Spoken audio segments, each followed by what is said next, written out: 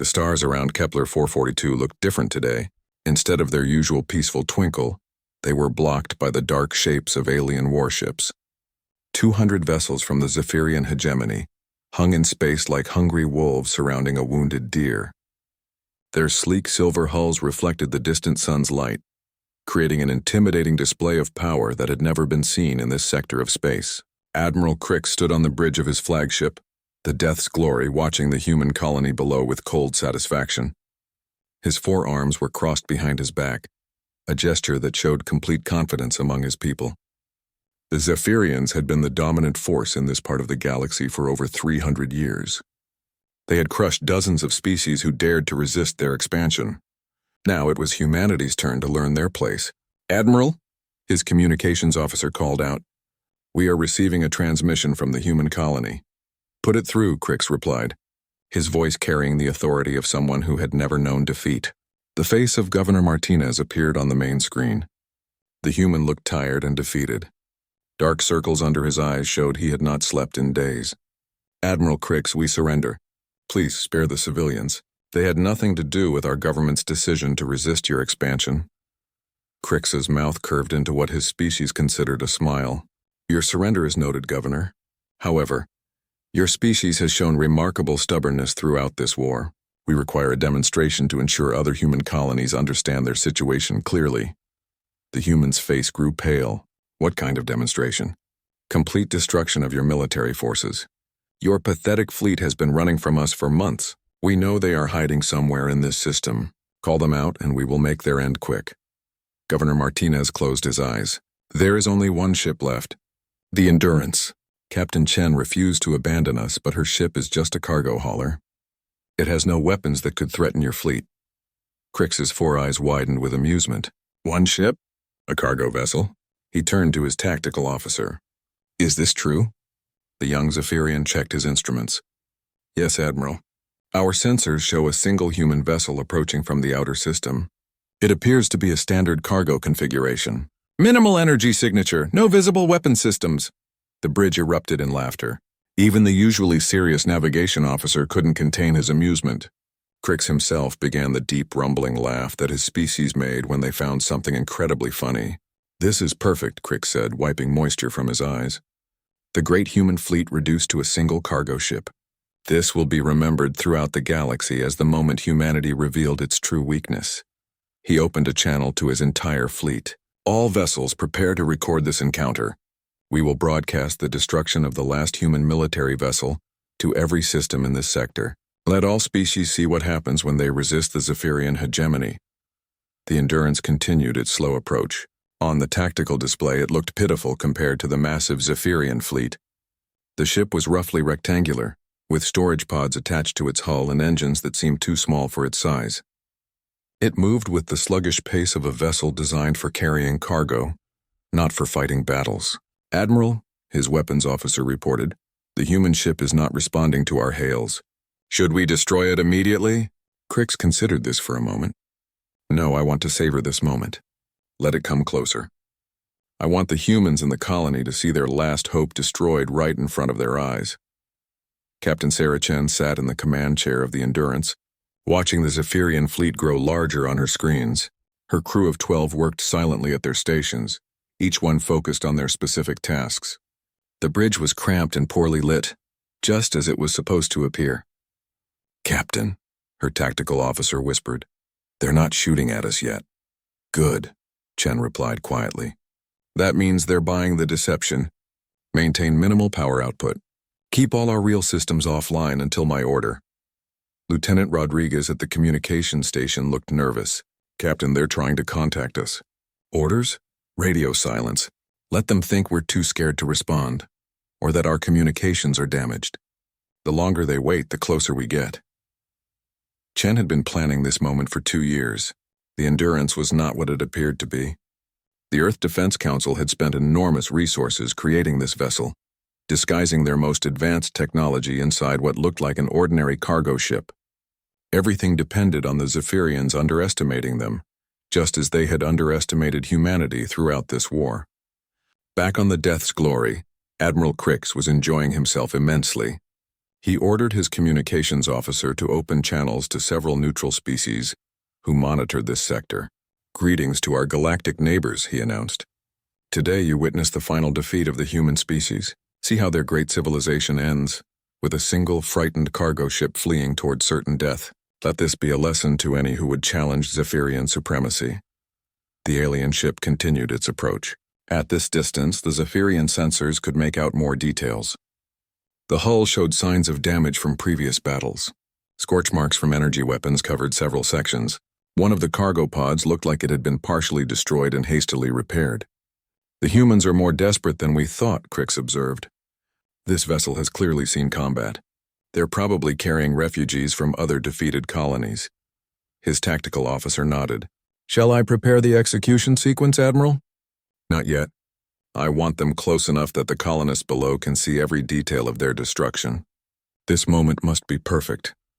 The Endurance was now within medium range of the Zephyrian fleet. The massive alien vessels dwarfed the small human ship. Each Zephyrian destroyer was 3 times the size of the cargo vessel, and Admiral Crix's flagship was 10 times larger. The sight should have terrified any reasonable person, but Captain Chen felt only calm determination. She checked her chronometer. "All stations prepare for Phase 2. On my mark, we show these aliens what human ingenuity can accomplish." The Zephyrian fleet maintained their formation, confident and relaxed. They had no idea that they were not the hunters in this situation. They had no clue that the small damaged cargo ship approaching them was actually the most dangerous vessel humanity had ever built. Admiral Crix raised his hand dramatically. "Prepare to fire on my command. Let's end this pathetic display of human defiance once and for all." The Endurance drifted closer to the Zephyrian fleet, its engines barely functioning. Wisps of vapor escaped from damaged sections of the hull, making it look like the ship might fall apart at any moment. Captain Chen had ordered her engineering team to create these effects 3 days ago. Every detail had to be perfect. Admiral Crix watched the approaching vessel with growing amusement. "Look at it," he said to his bridge crew. "The mighty human war machine reduced to this pathetic wreck. I almost feel sorry for them." His science officer, a younger Zephyrian with bright green skin, studied his readings carefully. "Admiral, I'm detecting some unusual energy patterns from the human ship." "Unusual how?" Crix asked, not taking his eyes off the main screen. "There are strange fluctuations in their power core. It might be failing. The ship could explode at any moment." This news delighted Crix even more. "Perfect. The humans are so desperate they're flying a ship that might kill them before we get the chance. This is better than I hoped." He turned to his communications officer. "Are we still broadcasting to the other systems?" "Yes, Admiral." 17 different species are watching this encounter. The Trilaxians are even providing commentary for their entertainment networks. "Excellent. Today will be remembered as the day the Zephyrian hegemony proved that no species can challenge our rule." On the Endurance, Captain Chen listened to the intercepted Zephyrian communications through her earpiece. Her crew had been monitoring enemy transmissions since the beginning of the war. It was one of the few advantages humans had. The Zephyrians were so confident they rarely bothered to encrypt their messages. "They think our power core is failing," she whispered to her engineering chief, Commander Park. Park smiled grimly. "The quantum resonance dampers are working perfectly. Their sensors can't tell the difference between a failing reactor and our real power signature being masked." Chen nodded. The Endurance was not running on a failing power core. Hidden deep within its hull was a fusion reactor more advanced than anything the Zephyrians had seen. The Earth scientists had spent decades developing it, using theories that most galactic species considered impossible. But humans had always been good at proving the impossible was just difficult. "Distance to the fleet?" Chen asked. 12,000 kilometers in closing, her navigator reported. "At this speed, we'll be in their weapons range in 8 minutes." "Good. Maintain current approach. Remember, everyone, no matter what they say or do, we stick to the plan. Earth is counting on us." Admiral Crix decided it was time to have some fun with his victims. He opened a communication channel to the human ship. "Attention, human vessel. This is Admiral Crix of the Zephyrian hegemony. Your pathetic species has amused us greatly. Surrender now and we will make your deaths quick." The human ship did not respond. It continued its slow, steady approach toward the alien fleet. "They're not answering," his communications officer reported. "Try again," Crix ordered. "I want them to know who is destroying them." Still no response from the Endurance. Crix's amusement turned to annoyance. Are their communications working? The science officer checked his instruments. Yes, Admiral. They are receiving our transmission. They're choosing to ignore us. How dare they? Crix's forearms gestured angrily. Even in defeat, humans show their arrogance very well. If they won't talk, they'll scream. He turned to his weapons officer. Prepare a warning shot. Target their engines. I want them crippled but alive so we can broadcast their surrender. The weapons officer's hands moved across his control panel. Plasma cannons locked on target, Admiral. Fire. A brilliant beam of green energy lashed out from the Death's Glory, aimed at the rear section of the human ship. The shot was perfectly calculated to disable the engines without destroying the vessel. But something strange happened. The plasma beam struck an invisible barrier 200 meters from the Endurance. The energy scattered harmlessly into space, creating a brief light show that looked like fireworks. What? Crix stared at the screen in confusion. What just happened? His science officer frantically checked his readings. Admiral, the human ship appears to have some kind of defensive screen. But that's impossible. Our intelligence reports clearly state that humans don't have shield technology. Crix felt his first moment of unease. Try again. Full power this time. 3 more plasma beams struck the invisible barrier around the human ship. Each one scattered harmlessly, unable to reach the vessel itself. This is not possible, Crix muttered. Humans are primitive. They barely have faster-than-light travel. They cannot have shields more advanced than ours. On the Endurance, Captain Chen allowed herself a small smile. Shields holding steady, Commander Park. All systems running perfectly, Captain. The quantum fold barrier is operating at 12% capacity. We could absorb their entire fleet's firepower at this setting. Chen's tactical officer looked up from his station. Captain, they're getting frustrated. I'm reading increased energy signatures from multiple ships. They're probably going to try a coordinated attack. Let them, Chen replied calmly. The more weapons they fire at us, the more confused they'll become. Remember, the goal isn't to destroy them yet. We need them overconfident and grouped together. Admiral Crix was no longer amused. His entire bridge crew watched nervously as their admiral's mood grew darker. The other ships in the fleet were asking for orders. Some captains were suggesting they use heavier weapons. Admiral, his tactical officer, suggested, perhaps we should bring in more firepower. The Thunder of War and the Star Crusher both have heavy bombardment cannons. Crix nodded slowly. Yes, bring them forward. If the humans have some kind of new defensive technology, we'll simply use more force. No primitive species can withstand the full might of the Zephyrian fleet. 2 massive battleships moved through the formation, their weapons charging with deadly energy. These were the pride of the Zephyrian military, each one capable of destroying a planet's surface. Their bombardment cannons were designed to crack asteroids and level cities. Target that human ship, Crix ordered. Maximum power. I want nothing left but space dust. The bombardment cannons fired simultaneously. Twin beams of destructive energy, each one carrying the power of a small star, struck the invisible barrier around the Endurance. The space around the human ship lit up like a miniature sun as the energy was absorbed and redirected harmlessly away. When the light faded, the Endurance was still there, completely undamaged. A shocked silence filled the bridge of the Death's Glory. Even Admiral Crix stood speechless, his forearms hanging limply at his sides. How, he whispered.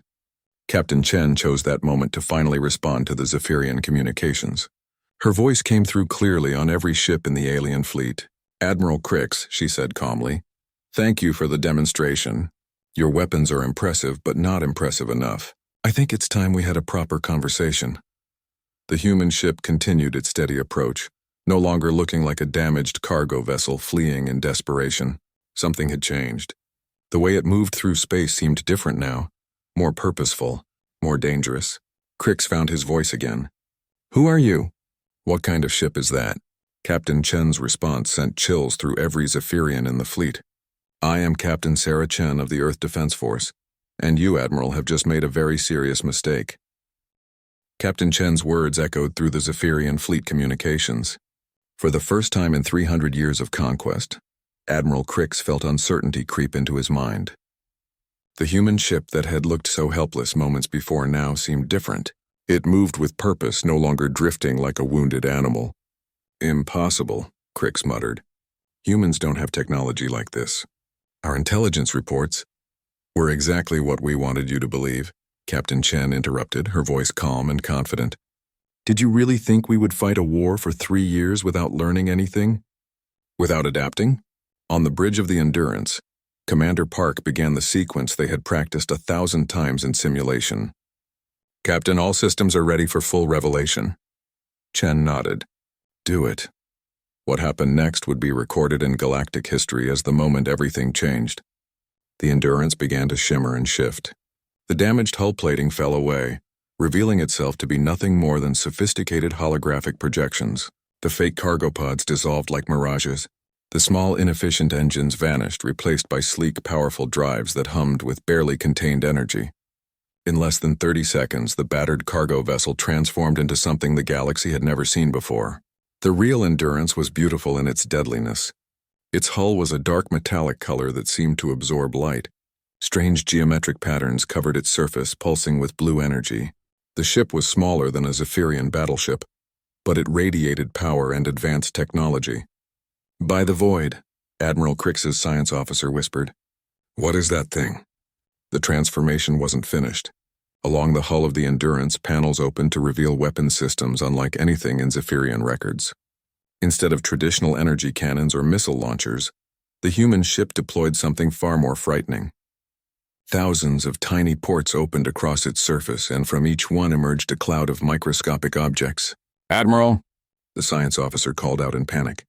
I'm detecting massive deployment of unknown objects from the human vessel. They're too small for our sensors to track individually, but there are millions of them. Captain Chen's voice came through the communications again, but this time it was broadcast to every ship in the system, Zephyrian, human, and neutral observer vessels alike. Citizens of the galaxy, she began. For 3 years, the Zephyrian hegemony has attacked human colonies, believing we were weak and primitive. They laughed at our technology. They mocked our determination. Today that ends. Admiral Crix tried to regain control of the situation. All ships target that vessel. Full bombardment. I don't care what tricks they're using. No single ship can stand against 200 warships. His fleet opened fire with everything they had. Plasma cannons, particle beams, fusion missiles, and graviton torpedoes all struck the human ship simultaneously.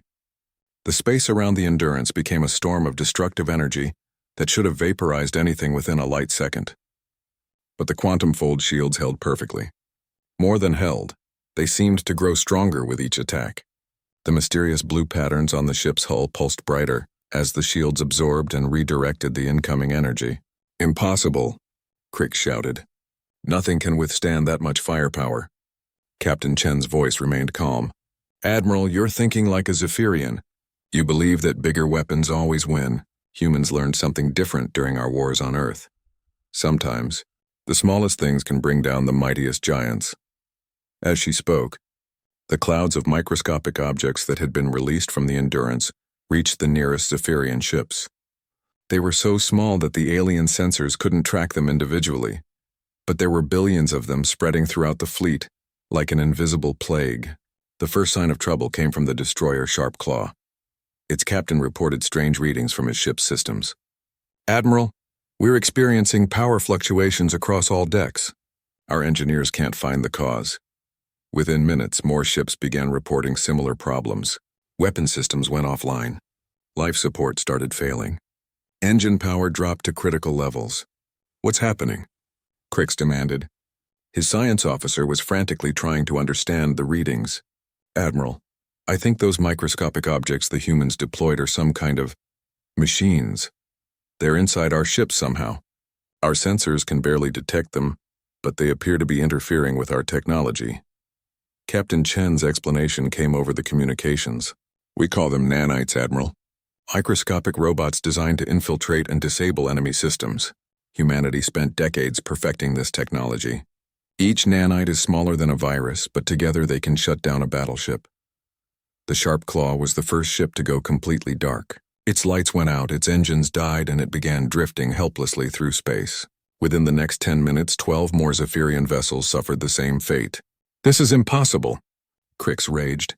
Machines that small cannot be controlled. Cannot be programmed. You're wrong again, Admiral, Chen replied. But then, your species has always underestimated others. You conquered the Trilaxians because you thought they were too peaceful to fight. You destroyed the Corvani because you believed they were too primitive to resist. Now you're learning that humans are neither peaceful enough to ignore you, nor primitive enough to lose to you. The nanite swarms continued their work. Zephyrian ships throughout the fleet began losing power and weapons. But Chen wasn't finished with her demonstration. "Computer," she said to her ship's artificial intelligence, "activate Phase 2. The Endurance began to move in ways that defied physics as the Zephyrians understood it. The ship seemed to fold space around itself, disappearing from one location and reappearing somewhere else instantly. It was like watching someone teleport, but the energy readings made no sense. "Quantum fold drive operational," Commander Park reported. "We can appear anywhere within the battle zone in less than a second."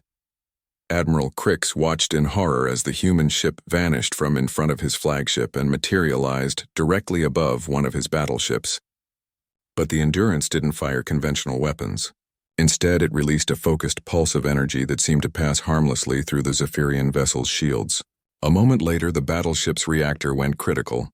The massive vessel exploded from within, torn apart by its own power source. "How?" Crix whispered. "Quantum resonance pulse," Chen explained calmly. "We discovered that all matter vibrates at specific frequencies. Apply the right frequency to a ship's reactor and, well, you saw what happens." The Endurance vanished again, reappearing next to another Zephyrian ship. Another pulse, another explosion. The human vessel moved through the alien fleet like a ghost, striking at will and disappearing before return fire could be targeted. "Admiral," his tactical officer called out desperately, "we can't track their movement pattern. They're not using conventional engines." Crix realized with growing terror that everything his species believed about warfare had just become obsolete. The humans hadn't just built better weapons, they had discovered entirely new principles of physics and engineering. "All ships," he broadcast frantically, "retreat. Fall back to minimum safe distance." But Captain Chen's voice cut through his orders. "I'm afraid it's too late for that, Admiral. You came here to destroy us. Now you're going to learn why that was a mistake." The real battle was about to begin. Admiral Crix's order to retreat came too late. The Zephyrian fleet, once perfectly organized and confident, now scattered in panic as the Endurance moved among them like death itself. Ships that had been formation flying for years suddenly found themselves colliding with each other as captains desperately tried to escape the human vessel's impossible attacks. Captain Chen watched the chaos with cold satisfaction. "Commander Park, begin Psychological Warfare Protocol 7. "With pleasure, Captain," Park replied, his fingers dancing across his control panel. Suddenly, every Zephyrian ship in the fleet began receiving the same transmission. But it wasn't Captain Chen's voice they heard this time. It was their own voices, recordings of their mocking laughter from just 30 minutes earlier. "Listen to yourselves," Chen's voice cut through the recorded laughter. "So confident, so amused by the primitive humans and their single cargo ship. I want you to remember this feeling, Admiral Crix. Remember how superior you felt." The laughter continued playing as the Endurance destroyed another battleship with its quantum resonance pulse. The sound of Zephyrian arrogance echoed through space as their fleet died around them. "Stop it!" Crix screamed at his communications officer. "Block that transmission." "I can't, Admiral. It's coming from everywhere at once. They're using our own communication arrays against us." The psychological effect was devastating. Hearing their own mockery while watching their fleet being systematically destroyed broke something in the Zephyrian crews. Some ships tried to surrender. Others fired wildly in all directions, hoping to hit the human vessel by luck. A few simply shut down their engines and waited for death. But Chen wasn't interested in wholesale slaughter. Her mission was more precise than that.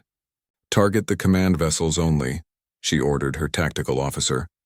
"Leave the smaller ships functional but helpless. I want survivors to tell this story." The Endurance phased through space again, appearing directly behind Admiral Crix's flagship. The Death's Glory was the pride of the Zephyrian fleet, armed with weapons that could crack moons and protected by shields that had never been breached in 3 centuries of warfare. None of that mattered now. The human ship released a swarm of nanites, specifically designed for the flagship systems. Within minutes, the Death's Glory's mighty weapons went silent. Its shields flickered and died. Its engines sputtered to a stop.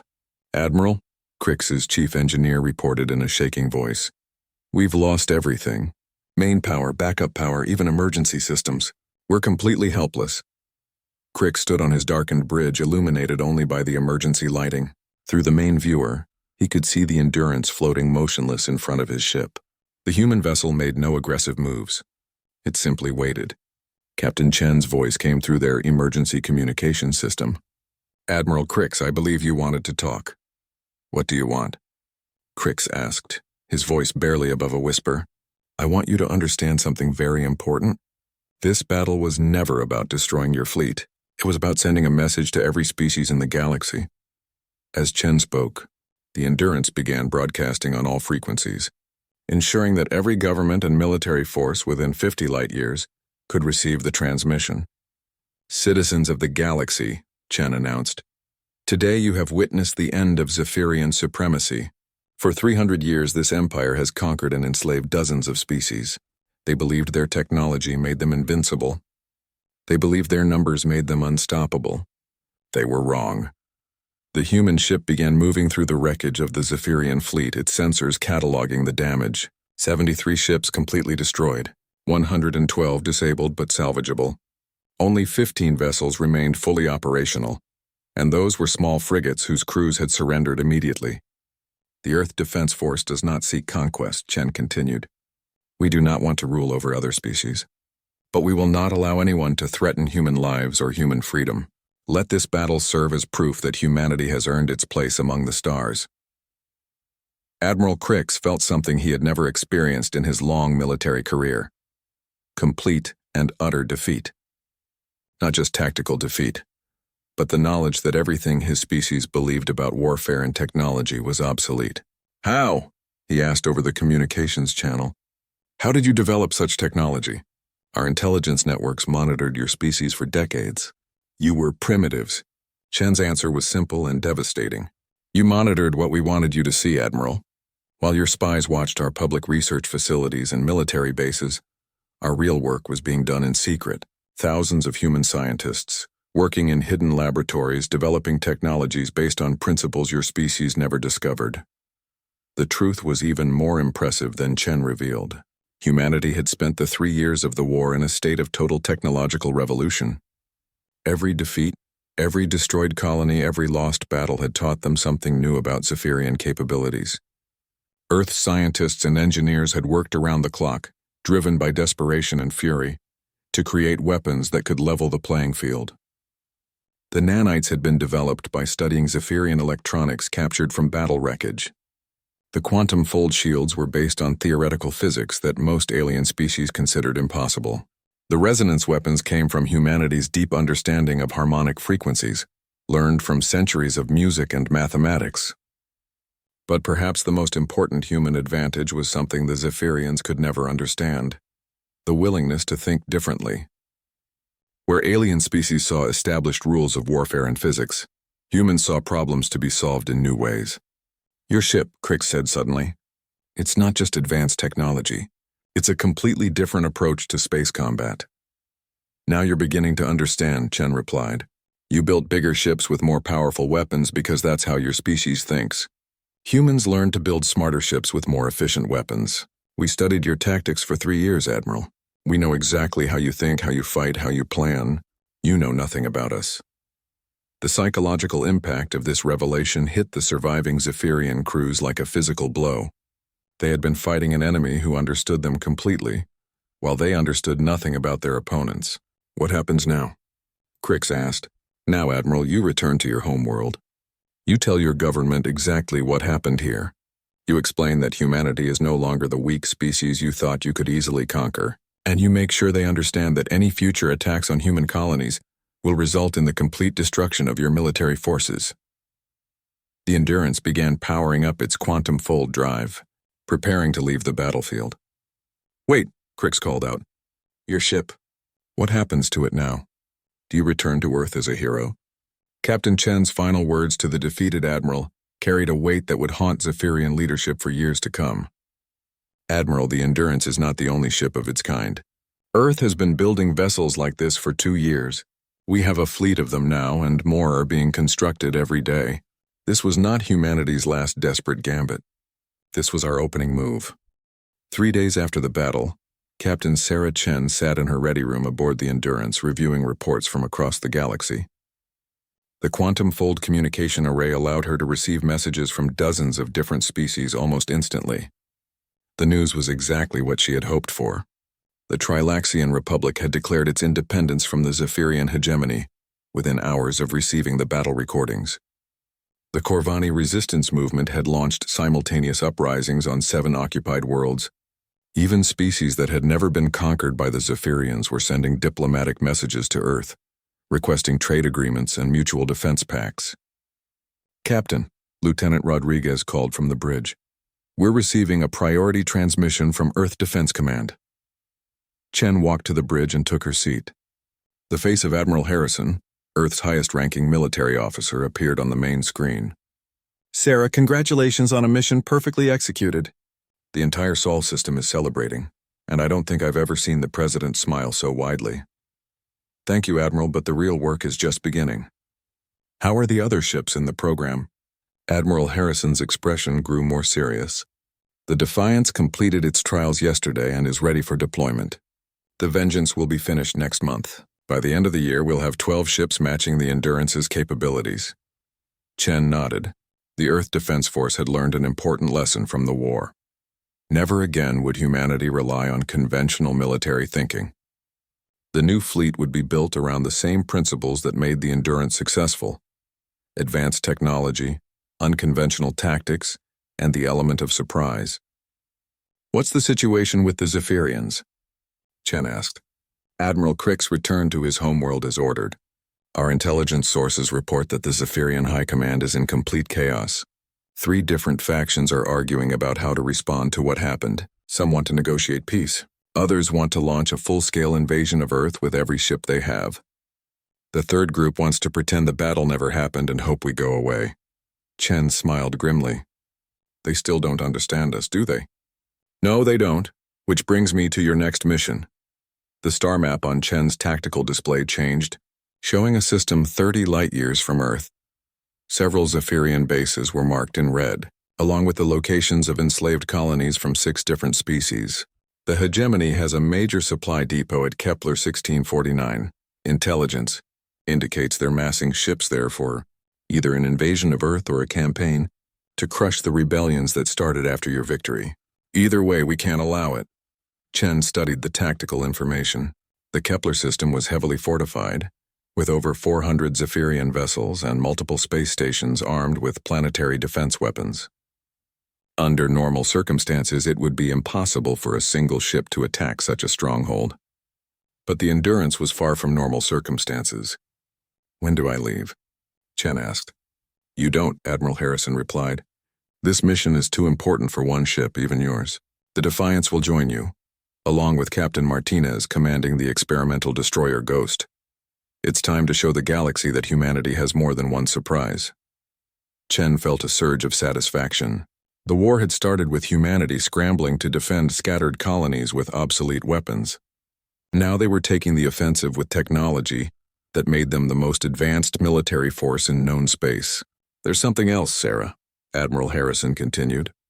"We've been receiving communications from species throughout this sector. Everyone wants to know the same thing. Are humans conquerors like the Zephyrians, or are we something different?" "What do you want me to tell them, sir?" "The truth. We're not conquerors, but we're not pacifists either. We're protectors. Any species that threatens innocent life will face the same fate as the Zephyrians, but any species that seeks peace and cooperation will find humans to be strong allies." The transmission ended, leaving Chen alone with her thoughts. She walked to the observation deck and looked out at the stars. Somewhere among those points of light were billions of beings who had lived under Zephyrian oppression for generations. Soon they would be free. But freedom would bring new challenges. The galaxy was about to change in ways that no one could predict. Old alliances would crumble. New governments would rise. Trade routes that had existed for centuries would shift. And at the center of it all would be humanity. No longer the newest species in galactic civilization, but suddenly one of the most powerful. Chen's communicator chimed. "Captain," her tactical officer reported, "we're receiving a transmission from the Corvani resistance. They're requesting assistance with liberating their homeworld. Tell them we'll be there within the week, Chen replied, and contact the other human ships. It's time to coordinate our next operations. As the Endurance prepared to leave orbit around the human colony it had saved, Captain Chen reflected on how much had changed in just a few days. The Zephyrians had attacked what they thought was humanity's last desperate attempt at resistance. Instead, they had encountered the opening move in humanity's transformation from victim to galactic power.